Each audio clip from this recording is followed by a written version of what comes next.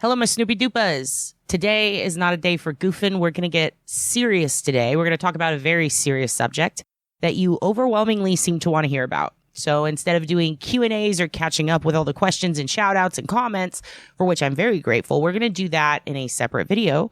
And in this one, we're going to get to the friggin' point. Also, a couple of you asked if I can not cuss for one video. And I'm going to be honest with you, it's going to be very hard. I don't know if I can do it. Look who's got something to say. I'm Mom, and I want to shoot down everything you say so I feel good about myself.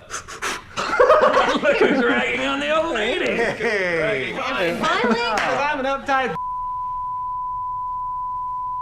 buster.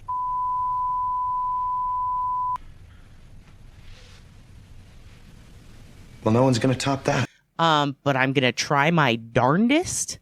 So you're going to hear a lot of words like hoodly diddly and goodness gracious, and a lot of maybe underexpressive emotions and words based on me having to kind of tone that down, because what I really want to say is all kinds of filthy things, but I won't. I will swear, trust me. I'm going to do that for y'all. I'm going to try. Also because I think it's an interesting challenge. I don't know if I can.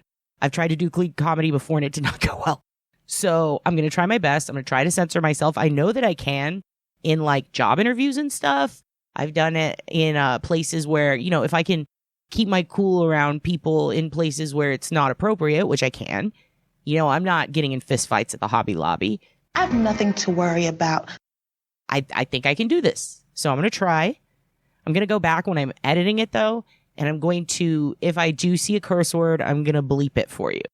Because I thought, what better video than this one? Because today, we're going to talk about how to keep your family safe on the internet. A lot of you want to know. You want to know, how do I keep Granny safe? How do I keep Grandpa, my peepaw, from gambling the family farm away? How do I keep Grandma from buying all these Target gift cards for her new friend in another country? You're worried about your kids. Who are they talking to? Should I immediately take away every source of electronics? Can they reach out to people and communicate with people through this method, that method? You want to know how to keep them safe, and I'm here for it, and I'm here to help. Since my appearance on Duty Ron, you have corresponded and commented with me on a range of topics, from my eyebrows, which will slowly rise up my forehead until they merge with my hairline. I promise you that's going to happen. To questions about OSINT and research and criminal cases and cold cases, and I love it. I love that for us. I'm here for it. I've been reading all of them, responding to every single one of them, and I'm trudging through it because I got a lot going on right now, and I'm trying to get to them, so be patient, and thank you. I am going to also put them in a new video, a lot of the questions and comments that I think would be good for everyone to hear, things that I saw patterns. You know, if I saw more than 5 people send me the same thing, as long as it wasn't personal and I got your permission, or maybe it was something very vague that doesn't in any way implicate you in any way in anything, then yes, I'm put it on a list and you're going to hear it. It's going to be the next video. And then we're going to have Vince McMahon and News of the Week and all sorts of stuff coming out soon. You know, our cold case. That's going to happen soon too.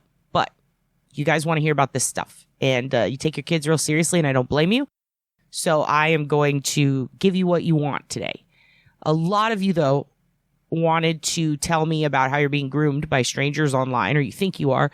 A few of you, it seems, I made a little list here, just wanted to know about public records, boyfriend, girlfriend, catfish situations, but the most common email that I got, like literally at least 50, it was crazy, was all about, how do I protect my kids? What does this app do?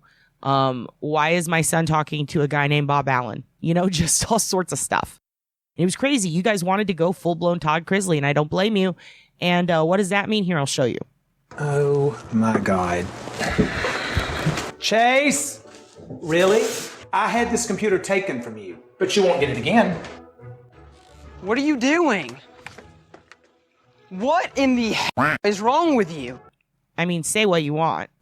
Sure, he's a felon technically, but if he wasn't good at stalking his own kids, am I right? That's going to be a bleep. I already know that immediately.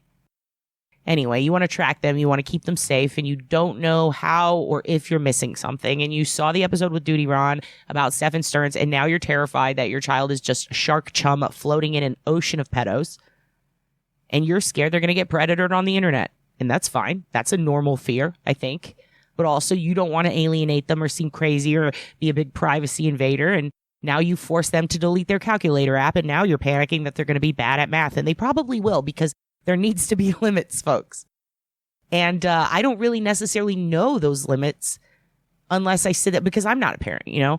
So I don't really know those limits with your kids. But I know what I would do if I were a parent. I know that I wouldn't want my niece or nephew, you know, on a Facebook at the age of like 10 or on TikTok with their own channel dancing. I know that. Some of you want to take your kids off of their Roblox completely. Please don't do that. Like, let Timmy be. Мам, подожди. Мам, я хотел кое-что тут сделать. Выключай, ты можешь это время поиграть в... Я не хочу в виртуальный город. Саша, я выключаю или ты выключаешь? Let him Fortnite. Let him type 800-87355 on a calculator and turn it upside down so he can giggle with his friends. Let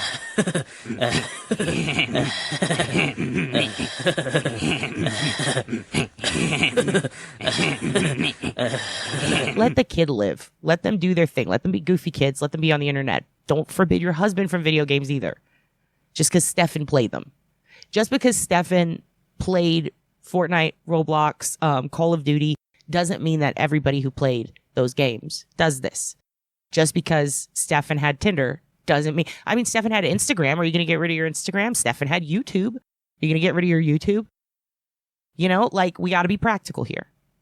Also, like, I know people are saying, oh, there's these creepy toys he played with. Yeah, it's creepy and it's weird. I said that too, but in the context of him. You feel me? Like, we're talking about in the context of a predator. In that context, that is weird. That's very weird. He's still a person who's collecting bulk amounts of these specific toys, yes. But even that, not weird. Like, he's a collector. We're all I'm a collector. I have wrestling toys. I have a lot of Funko Pop wrestling toys. I have a lot of old LJN action figures. I play video games. I'm telling you that people like these things. They like toys. They like video games. They like being online. And we can't really live our lives going, okay, take this away because this person likes it and they're like this. You know what I mean? There has to be a limit. Now, I am not here to tell you what that limit is. I don't know what it is. I just know what I would do if I were a parent. Like, I just know what apps I would know, hey, you shouldn't have that. For example, anything described as a dating app, your kids shouldn't have unless they are dating. And the app is for teens who are dating. And even then, I wouldn't do that because it's the internet. Don't let them date on the internet. They're kids, you know? So for me, it would be don't have an internet dating app if you're a child. Now, if it's an app that is used for dating, but it's not specified in what the purpose is, but everybody knows that's what it's for, and it's primarily used for predator stuff. So as far as I'm concerned, you know, Kick's a big one. You know, you see a lot of different apps. So it's really important to just keep track of what your child is doing on there. But the difference between Kick and TikTok is Kick is a dating app.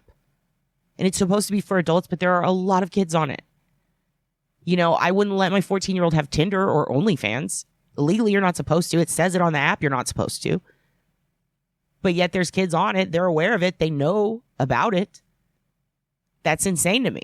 Like, at that point, it's an issue of you have to monitor their online activity, don't you?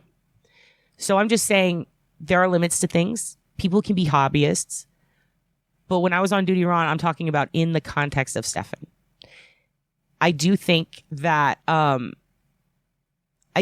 are times when someone collects something in excess that is an odd thing for them to collect, that is not kosher. For example, the Bratz dolls guy, if you don't know about him, that guy was an Australian pedo, but even before that, someone should have said something. I cannot imagine a reason why a man should have that many Bratz dolls in his house. Seemed pretty obvious to me. It was here, in this nondescript house, it's believed Cleo was kept for nearly 3 weeks. Terence Kelly's social media posts revealed the interior and his weird obsession with Bratz dolls. But again, at what point do you see something and say something? And even if you comment on that, it's not illegal for him to have those dolls. It's just totally strange. I would definitely keep my kids away from people like that. I think that that's a little weird. It's very, very freaking weird. It's very weird. But yeah, it's just about using proper judgment, and I can't really teach you that. That's not what that's not what my specialty is. Really, I'm just here to talk to you about the the internet, in the context of the internet. And also, I didn't want to do this on my own. So what I did was I reached out to a bunch of friends who happened to be not just technologically inclined. Some of them have worked in tech support. Some of them have done jobs in the military dealing with a lot of high-tech security positions. Some of them are just really big nerds and they spend all their time gaming, but they're also a parent and they know what to look out for and they know how to find that line with your kid. And they had suggestions. Now, again, I'm just suggesting to you today what they suggested to me. They're all parents. Some of them are parents of teens. One of them has a 20-year-old and a bunch of them have preteens at the moment and have been through, the modern generation of TikTok and all that and COVID with their kids. And during COVID was for a lot of them because, and I think, do I have to bleep out? I'm going to have to do it again and probably that. Oh my God, this is hard. Anyway, a lot of them got through COVID and realized, wow, my kid is spending a lot more time online post-COVID because during COVID, they got used to it, right? They were there every day using the internet all the time. And because of that, they built up hobbies and in some cases addictions to certain games or internet culture. Some of them wanted to start their own channels because they saw other people doing it, which again, that would put them out on the internet. My friends had to make tough decisions. Do I let my teenager do that? Some of them formed relationships via social media and they've never met this other person, but they're sure it's a girl their age. And, I spoke with one of my friends who that sort of stuff made her so paranoid that she took it a step beyond. Now, I promised I would not share their names, especially hers. She definitely doesn't want to get caught by her family. I don't recommend this. She did admit she's an over-controlling psycho. But because she ended up catching her kid talking to someone who was not of the age or at all, like they were basically opposite gender, older male, her young male son. And that's all I can say about that. The kid didn't know. He thought it was another teen. Her husband, she thought, was talking to someone. Turns out that was a work thing, but she got so paranoid. She installed like keystroke software in their house. She installed apps that will literally tell you every single thing someone types. She installed stuff on their phones that tracks every single online. She was basically setting up a self-monitoring manual version of Cellbrite at all times. She had the Ring apps. She has the nanny cam in the teddy bear. She's got it all. She's got it all. And I'm like, girl, for real, it's still there. And she's like, yeah, my husband doesn't even know it's on. My kids don't know. She did something crazy. And the only reason I'm going to share with y'all is because I think that you can do it in a way that's not so suffocating to your children. But when she told it to me, I thought this isn't really possible, is it? And I asked my boyfriend if you can do this with games. And he said, yes. So, I believe her. It's just kind of so like, wow, this is abrasive. And she knows I feel this way. I shared that with her. I was like, that's a lot. Like, how do you have time to spy on your whole family and work? But anyway, she set up Bluetooth. And she says that she can log into it anytime her kid is playing and hear his conversations on the computer game he plays because she set up the Bluetooth to basically you need a password to log into it. And then he has this gamer headset that's Bluetooth connected. And the trade-off is basically, I got you this new headset. You can play all these games all day. Now, you just have to be nice to me when I check on you because the kid would like flip out, like, you're interrupting my game. And you get real upset when she tried to listen it. So now she has the Bluetooth connection and she can just pop it on whenever she wants. Now, a lot of the things she heard seem to be his friends saying that they beat her, which this is normal. You don't even know, I bet you never heard of Pennsylvania. Get the hell out of here. I'm done with you. I have heard of. How you say it again? What's your IQ score? I don't know. You tell me. All I do is snipe and know it's not a .1. All you do is snipe. Higher than you. Oh my god, that scares me. It's oh my god. 10 times higher than yours. Like kids will just go in there, adults, your friends will go in there and they talk smack to each other. And the stuff that they say to each other, if you take it seriously, is horrific. Kids are wild, dude. They will say some crazy stuff to each other. There are court transcripts of a kid here in Texas who made some threats online to his friends that ended up with the cops at his house. But when you look at the rest of the transcript, it's literally like these kids are saying slurs. They say insane stuff. They threaten to go to their house. They talk about fornicating with each other's parents. They are insane. I'm MLG Doritos 420 blazing it. Oh, Mountain Dew burritos. Burritos and Doritos and Hot Cheetos. Oh, Mountain Dew. MLG 420 blazing it. 69. 69. So you have to know when your kid is just being a psycho gamer saying awful things, and when other kids are being serious, and it's a whole culture, you know. If you're a pearl clutching mom who's not used to that, get ready, man. I'm saying this to prepare you. How you want to parent is up to you. MLG 420 blazing at 69. I almost just got half the team. You know, some parents, one that emailed me a while back, seems like the best mom ever, the way she set it up. I don't want to give too much away about her identity or anything about her situation, but I'll tell you this much. When she told me about, she had a Discord and her kid had a Discord. And again, Stefan had a Discord, but so does Duty Ron. That doesn't mean they're the same at all. They're two totally different people. You can have the same apps as other people. It doesn't mean you're doing anything nefarious. It's what is that app used for and how are you using it is a question. Now, one thing that one woman sent me was about basically, you know, she got a Discord because her kid got a Discord. Because she wanted to be in every group he was in. She did that with him being on board with it. And I'm like, wow, how did you do that? Well, she plays video games with him. She plays the games he plays, and so does her husband. And I thought that is so freaking brilliant. You know what I mean? Because then not only do you get to know who they're talking to, but you're also kind of bonding with your kid, and you're letting them know, like, hey, this is something that we can do together. It's a way of bonding with them, spending time with them, and doing something that they like, which is kind of a sacrifice for a parent that maybe doesn't want to play video games. Maybe you want to take your kid somewhere and do something else. Maybe you want to sit around and watch a movie. You know, but the fact that you're kind of bending your will and doing what they want to do a little bit and like getting to know what they like, you might actually like it too. And then the more you like it, the more you understand it. And the more you understand it, the more you can understand what to look for when someone is invading that space for nefarious purposes. Because of that, she's a very good relationship, her and her husband, with her children. And when somebody does come around they're concerned about, her kids know to let her know.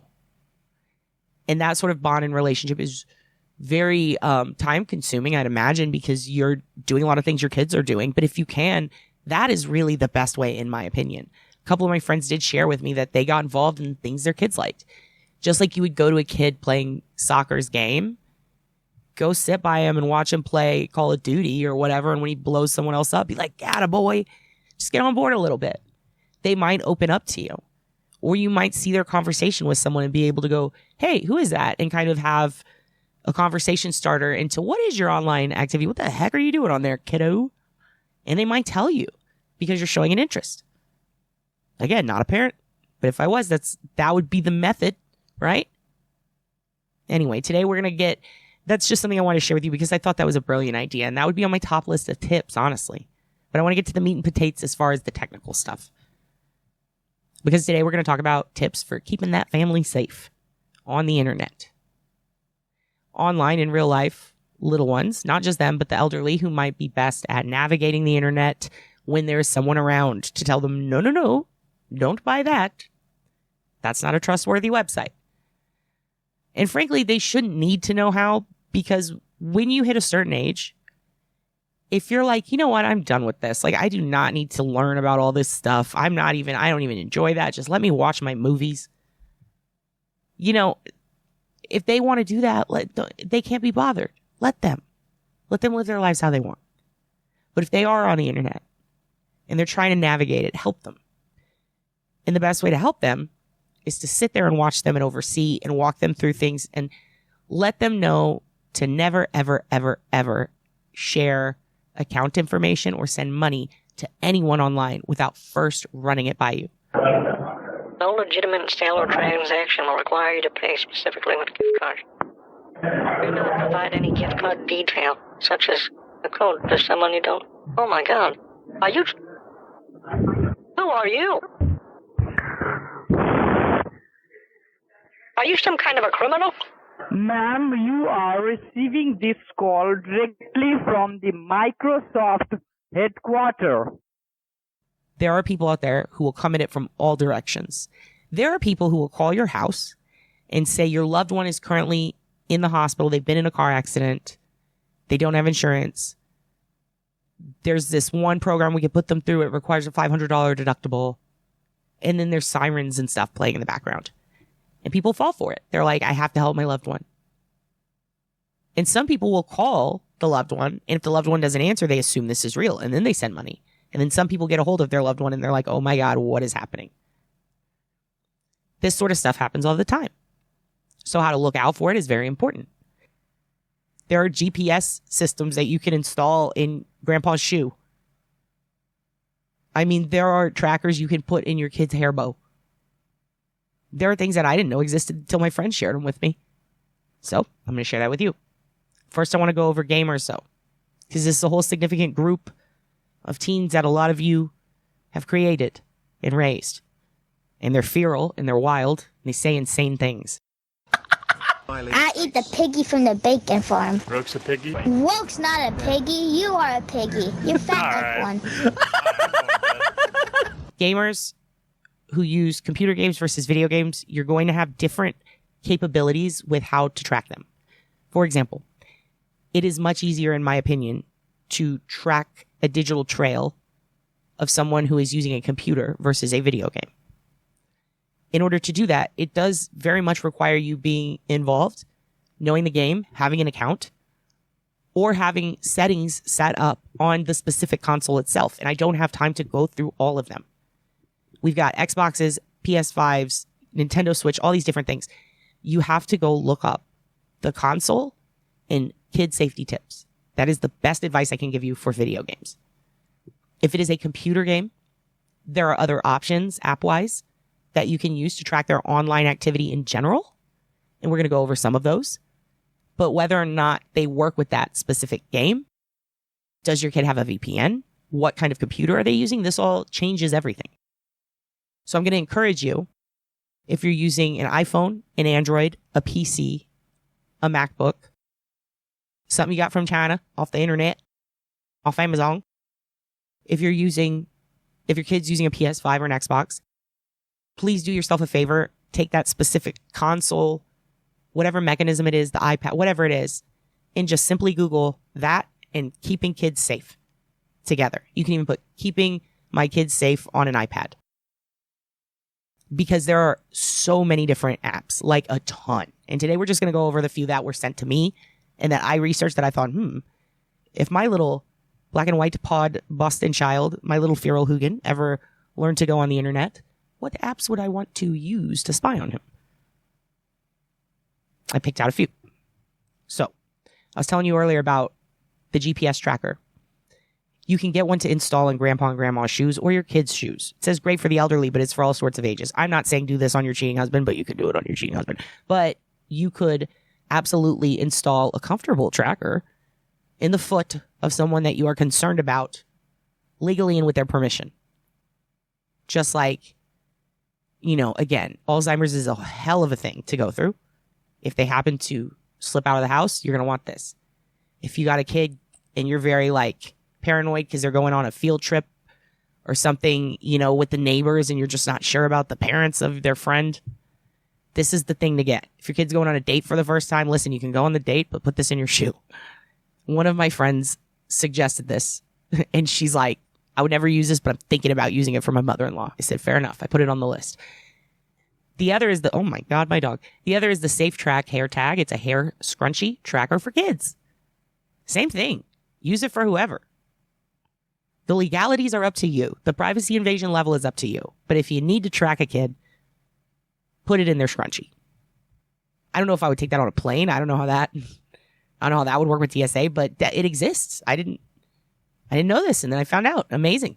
The Apple AirTag is a big one. People were asking me about Apple AirTag. Look, AirTags are a controversial subject, as you've probably seen on the news quite a bit about, how people are tracking kids at Disney. And my son or my daughter found an AirTag, under their car. There's all sorts of different reasons people can use these. They can use them for the GPS feature that tracks their luggage if they're on a flight. They can use them to keep track of their own kids at Disney. And the thing is, sharing information about this, I've definitely seen people get chastised. Now people who are trying to traffic kids are going to see that and they're going to use it to their advantage. Listen, it's important to know everything that they could know. And this is public information. So one of the things that I got asked quite a bit was about how to hide the AirTag. For example, if you want to put an AirTag on your kid because they're going on a field trip for whatever reason, or you're trying to just track your luggage, you can tap the name of the item you're sharing and then tap the name of the person you're sharing it with and do like an end-to-end encrypted AirTag, if you will. You can tap it to stop sharing and then tap stop sharing again anytime you want to pull the signal, and the person you are sharing with no longer sees the AirTag's location. So they might still get tracking notifications, or you might, I should say, but it makes it invisible to others. That way, predators can't track your kids. So there's no real danger in getting an AirTag if you disable the feature where others can see it.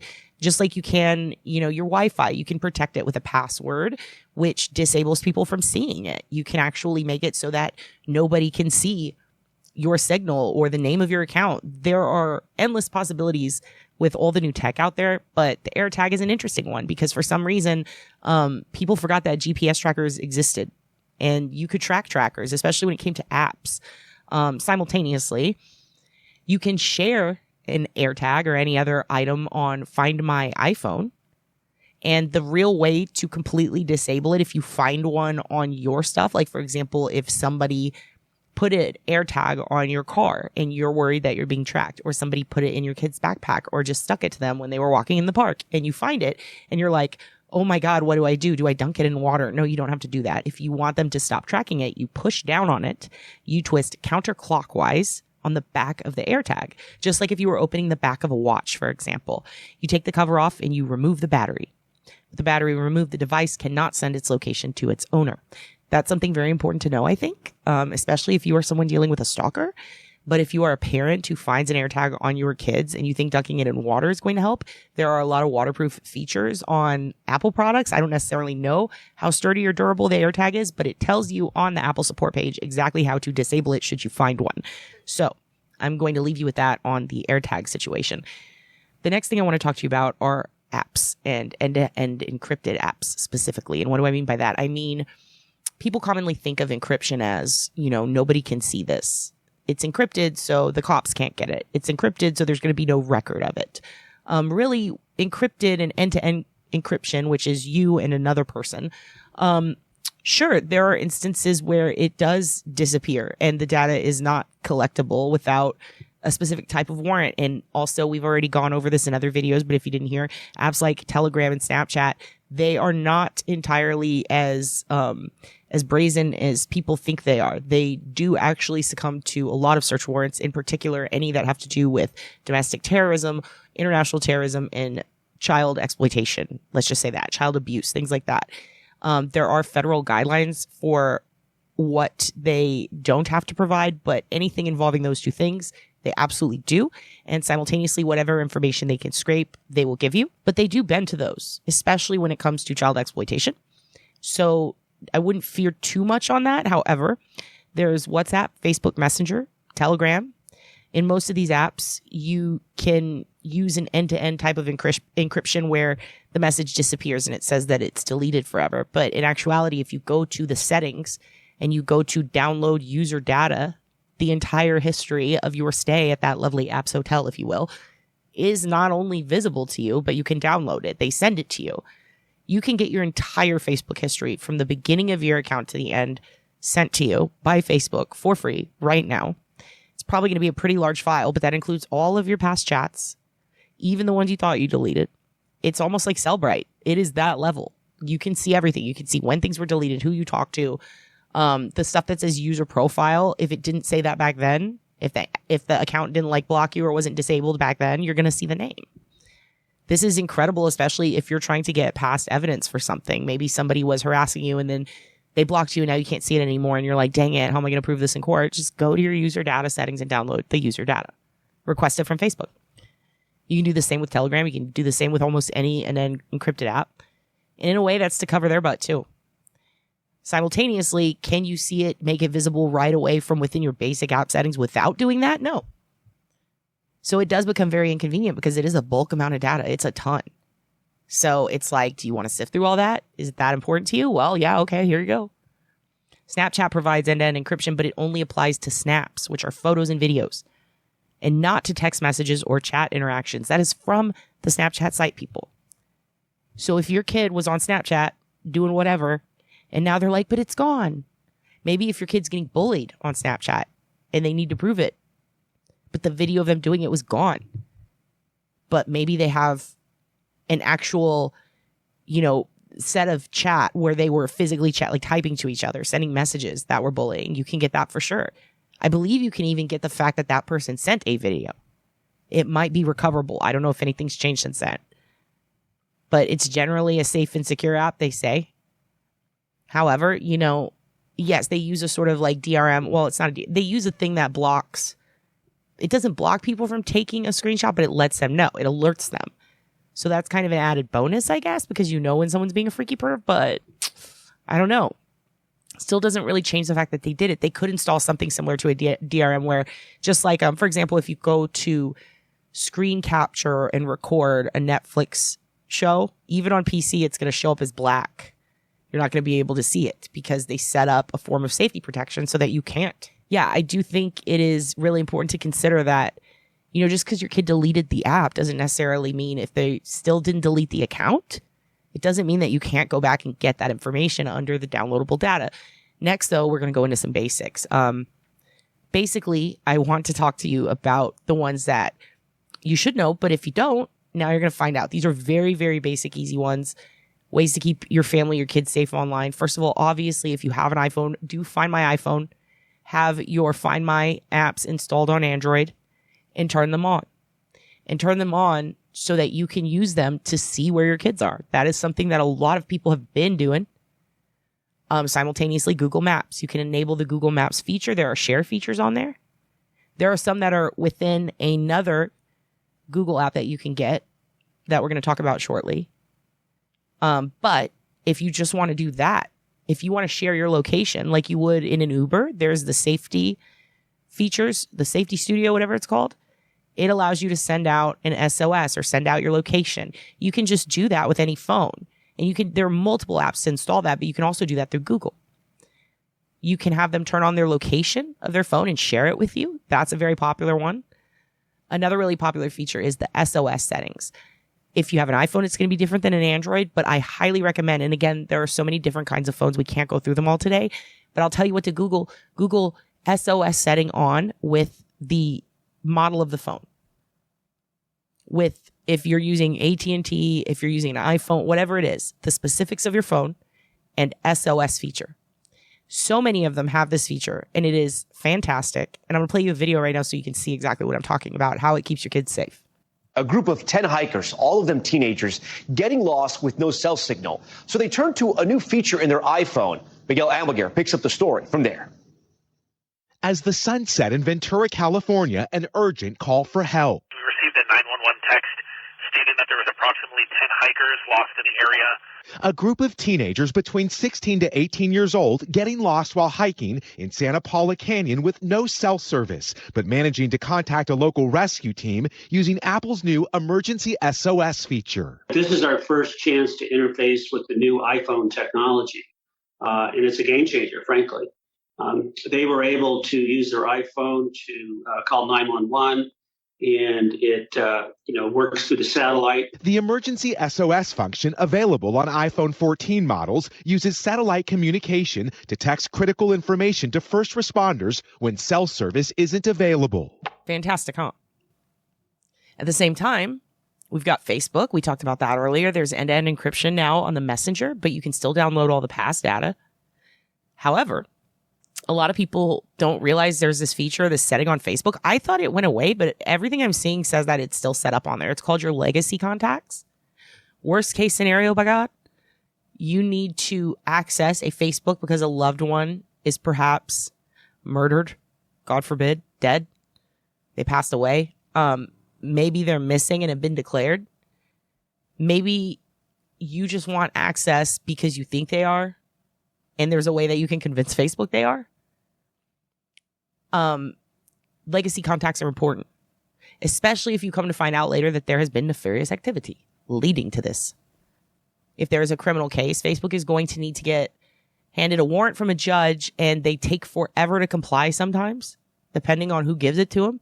And sometimes they won't comply. And that is annoying. And Apple has a history of not complying with warrants. in all kinds of situations. So if that's a concern, consider that when you're purchasing your phone for your kid. Do you want police to be able to later have access? Yes, they've abided by a few, but for a while there, they were withholding on some really extreme cases. And they have a history. It really just depends, I guess, on Apple's mood that day. For a while, they were touting how they always respect and help investigations. But I know a few cases that have waited years for information from Facebook and Apple. They take their sweet time sometimes. So really consider that and try to get on your kids' legacy contacts, or try to at least get them to give you their password. I mean, first of all, kids I don't think are supposed to be on Facebook. I think there's something called Facebook for Kids. But even that, it's like, even Instagram, like all of these social media profiles that they can get, you really just need to know their password. Now, there are ways to do that. There are nefarious means to be a super sneaky Snoopy parent. But one of the most popular ones, and these are the ones that my friends were showing me. Now we're going to get onto the apps that you can get to protect the whole family, to keep track of the kids. This is like what, part 3, part 4 of the 5 different types. We talked about air tagging, like GPS tracking. You know, we talked about downloading past history on encrypted apps, things like that. We talked a little bit about social engineering methods, utilizing, you know, the gaming system to your advantage, get to know it, play it with them. Watch these things, play these games that they play, watch the conversations they have with their friends, be in the Discord with them, use it to bond with your kid. That was another method. I call that social engineering. But really, it's just being a parent while trying to have fun with it and maybe doing some stuff you don't like. Maybe you don't want to shoot people. You're not good at video games. But I would say, and again, not a parent, but I would say as a person, sometimes it's cool to let people teach you things. Sometimes they want to teach you things. They want you to be impressed by their knowledge. And kids are just like that. Kids feel proud when they can teach you something. And I know a lot of parents who say, oh, my kids teach me stuff every day. I learn something new. And that's beautiful, man. Makes me fucking sick to my stomach how cute that is. Oh, I'm going to have to bleep that. But for real, like, it's so cute. Imagine the look in their eye when they teach you something cool. Just like when they some kids present their parents with A's.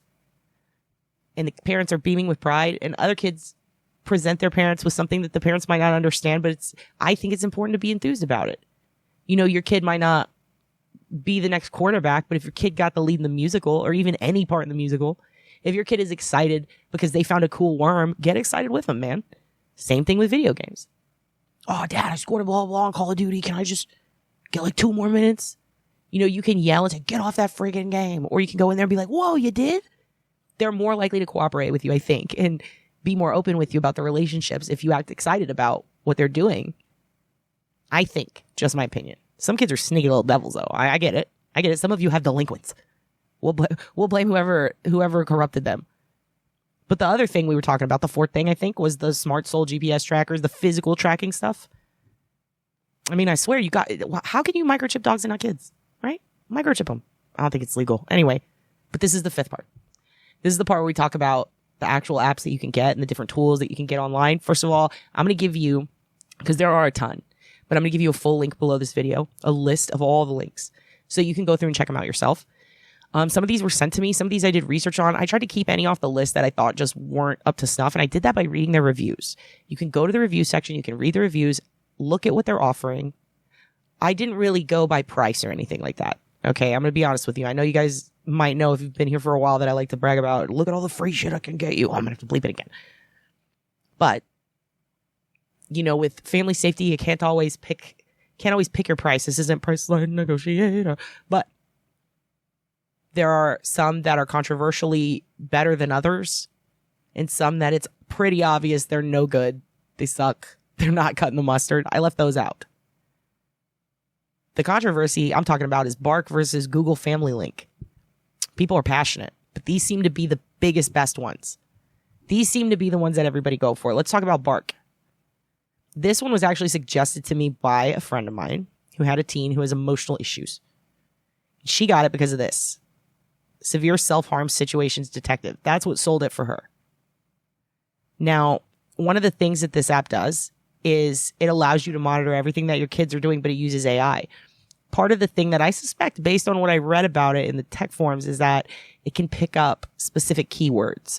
So if your kid is suffering from depression, if they're communicating to their friends that they're having a hard time, if they're being bullied, if they use the words KILL myself, I'm going to kill myself, or I'm going to hurt someone, or I'm going to come to the school in blankety blank, this app will detect it using an AI feature and alert you. And it's got parental controls. There's different ranges of pricing, it seems.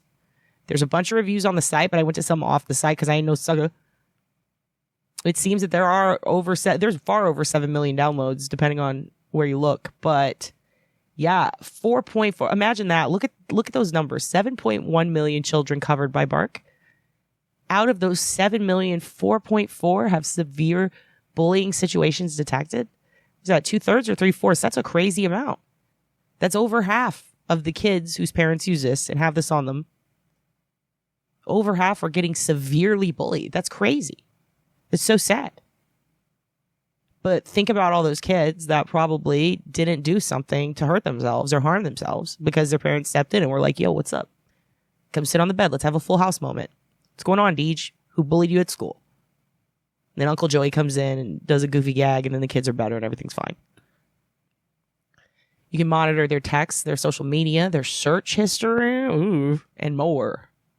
It scans your child's text messages, 30 plus social media apps, browsers, email, and other online activity. Now, one person told me, my homegirl told me, that on this one, it also updates, apparently. So as apps get more popular. Now, I don't know if this is so. I did look it up and see someone arguing with someone about it, but it does seem like they've increased the features over the years from what I can tell. And that's in pre-development, I guess, when they were developing it in beta, if you will. Like, they'll add the popular apps that kids are using. So if something pops up, now they've got Discord, and see how it has Kick on there? See how this one says sexual content? Risky app. It tells you. This kid got cyberbullied. It tells you what's going on those apps specifically, in general and to your kid. Gives you personal insights and expert recommendations. That's pretty sick. You can block websites, manage screen time, and track location. Well, now look, I wasn't going to show price because I didn't know if it'd be on the screen, but here we are. That's cheap as heck. $6 a month? Oh my gosh. That's actually pretty cheap. What? A Bark phone? Well, heck. Seems a bit... That's pretty cheap for a phone. Dang. I'm going to look into this a lot more in the coming days. This is very interesting. I'm a sucker for good marketing too. Look at that. Look at all those people vouching for Bark. And see, it's cross-platforming. This is great. I mean, look, one of my friends is in the military and she's seen some shit. And she brought this up first too.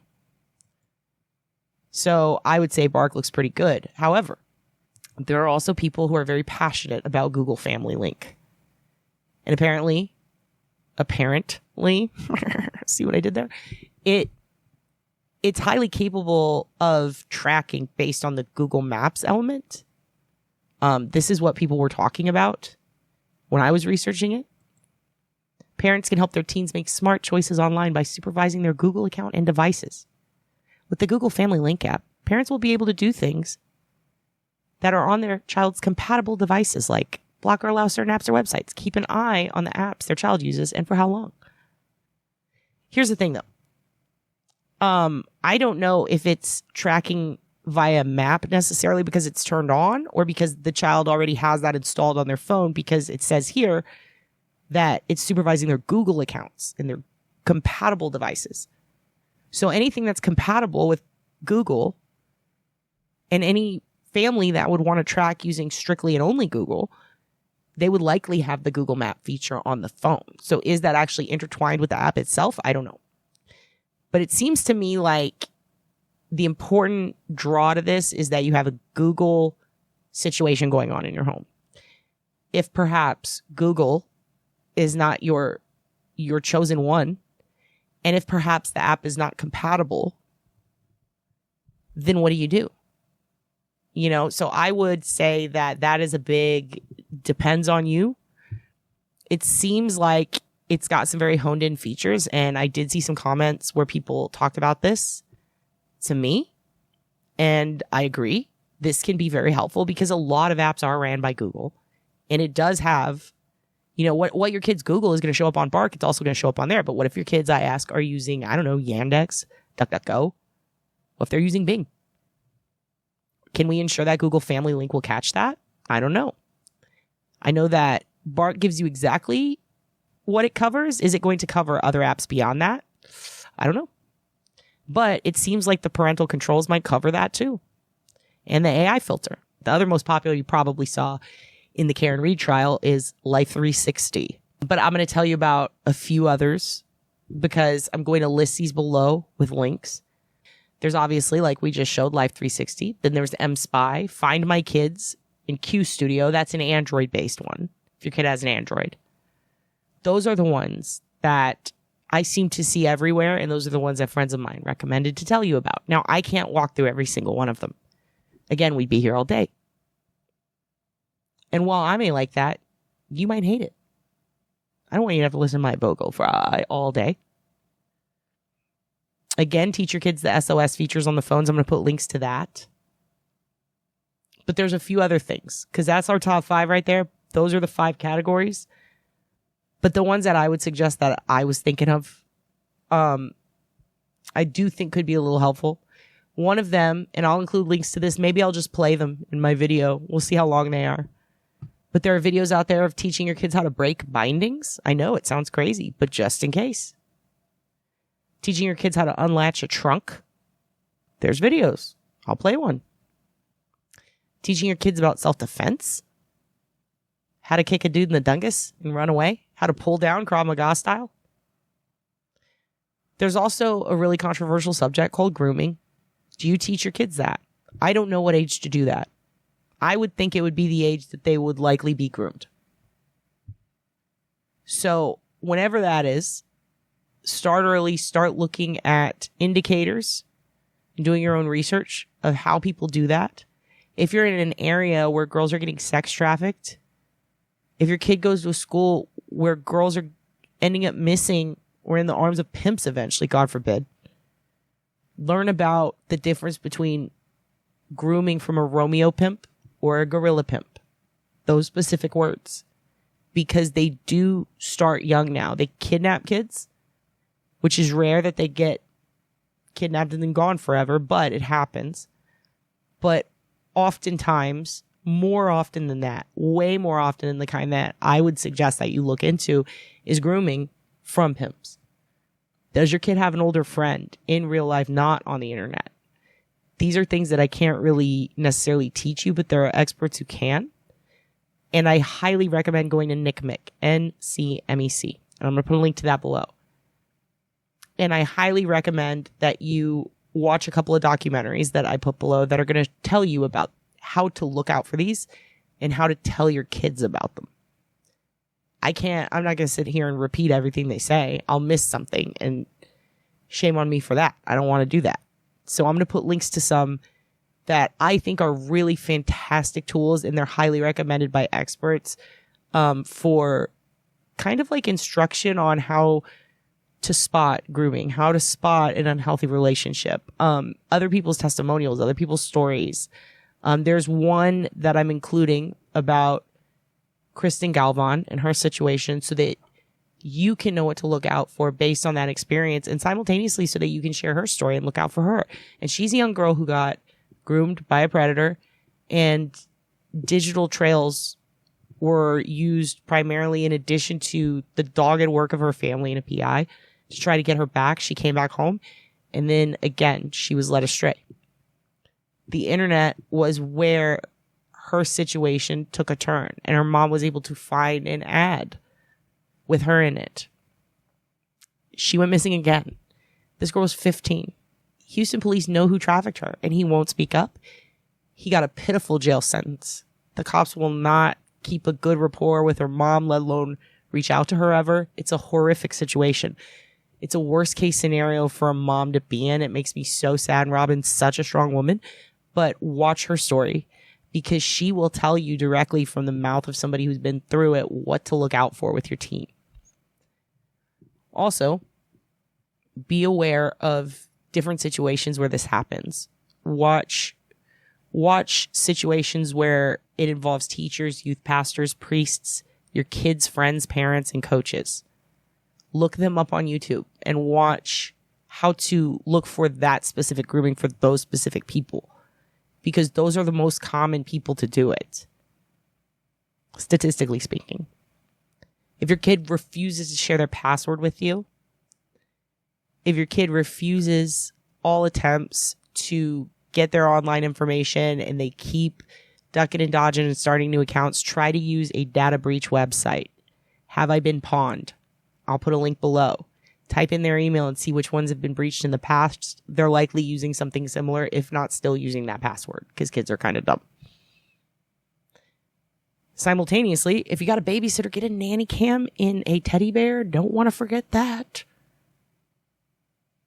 Part of me wants to get someone to babysit my dog just so I can put a nanny cam in a teddy bear and be like, what are you doing? What are you feeding my Hugin? Too many treats? No. But if you are concerned about that, picking a babysitter, doing background checks to see who the sex offenders are in your area. Hopefully it's not a bus driver, a neighbor, a teacher. That's a big one. Do that so you can be aware. Other than that, these are the things that I would recommend. And I know that the end got a little dark there, but it's important. And again, not a parent, but I mainly tried to collect advice from some of the best parents that I know, and then thought about what I would do if my little Hugin was a human. But he's not. He's a dog. He's a puppy. He has paws. He poops in the yard. But anyway, for phones, again, Life 360, mSpy, Find My Kids, Q Studio. For the family, Bark versus Google Family Link. We talked about legacy contacts. We talked about downloading data. We talked about end-to-end app encryption and how to download your user history there. We talked about how to disable an AirTag. GPS trackers for hair and shoes. Bonding with your child, giving them life lessons while simultaneously having a full house moment. A good parental, that'll do kiddo moment. Talked about my crazy friend and how she could confidently and with ease spy on her entire family. Now she has no problem with it whatsoever, although she knows she's a monster. How apparently you can hop on your kid's Bluetooth and just listen to them scream vulgarities at their friends. But those are the ways I think that you can keep your kids safe online. I probably missed a ton, and I'm sorry for that. Probably gonna have to make another video where we go really in depth. But so far, those are the ones. Those are the ones that I've looked at lots of reviews on, and boy, are they wild. I highly recommend that too. Go look at the reviews on these. Look at the worst and then look at the best for each item. Simultaneously, all this is going to be linked below, but one thing I wanted to include in this, but I don't have the time to do that right now. We'll put it in the next video, is essentially what I'd like to do is teach you about screening for dating, especially if you're a parent. Now, in the context of specifically as a parent, no, just in general, but as a partner piece, if you will, to this, in conjunction with this, because this episode stemmed from the Duty Ron episode, and what we were talking about that was Stefan Stearns, Jen Soto, and that situation, and how to track your kids online and prevent that, and what apps to look out for. And I'll also put that app list up so you can see it again. In the context of that all, we make this episode about how to keep your kids safe because you said you wanted it. But I think there should be a companion piece, if you will, that is also how to kind of screen your partner before you date them. You know, a lot of people are like, well, Jen should have known. Like, I don't know.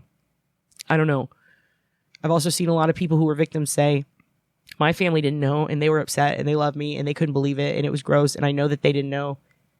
And, you know, that happens too. We have to be realistic. So when people are like, well, how do you know? I mean, maybe you could do a background check. Maybe you don't know where to start or how to do that. So we'll talk about that in another episode. That's going to be a separate video. But for now, everything's linked below. Thank you so much for everybody who reached out.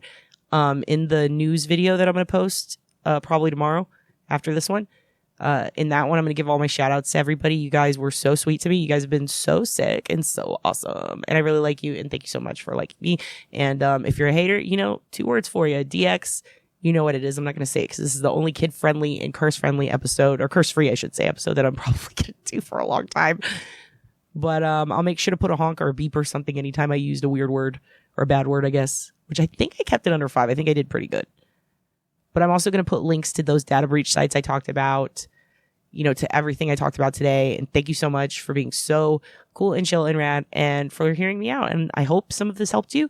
Please feel free to leave a comment or subscribe below if you have any suggestions, feelings, questions, declarations, or strong emotions that you need to emote at me. For I value your opinions. Do you have a question about a specific app? Do you wish to explore an internet or true crime mystery? Do you want to dive into a cold case? Do you want to lose the next 10 years of your life into a wormhole from a story I tell you about some creepy I saw on the internet? Have you really considered whether Niles is a narcissist? Do you have an opinion on Frasier? Do you want to help me in my crusade to become the Lady Frasier, but of true crime? If so, contact me. obliviousbensonquestion@gmail.com. I love you. You're the best. I'm going to play us out with ways that you can follow me and stuff online and track me. God bless. You're the best. Good luck to all you parents out there. Whew. Man, you guys got a tough job, but you do it every day. All right, have a good one. Peace.